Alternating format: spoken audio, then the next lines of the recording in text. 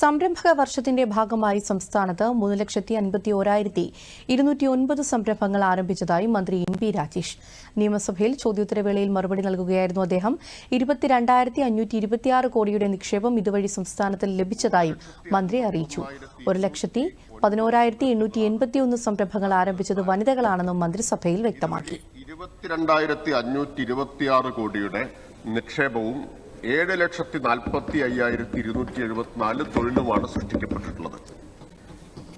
ഏറ്റവും പ്രധാനപ്പെട്ട ഒരു സവിശേഷത, ആരംഭിച്ച 3,51,209 സംരംഭങ്ങളിൽ 1,11,881 സംരംഭങ്ങൾ ആരംഭിച്ചത് വനിതകളാണ് എന്നതാണ്. അപ്പോൾ സംരംഭകത്വത്തിലേക്ക് വനിതകളെ വലിയ തോതിൽ കൊണ്ടുവരാൻ കഴിഞ്ഞ ഒരു ജെൻഡർ മാനം കൂടി ഈ സംരംഭക വർഷത്തിനുണ്ട് എന്നത് വളരെ പ്രധാനപ്പെട്ട ഒരു കാര്യമാണ്. ഏതാണ്ട് 40%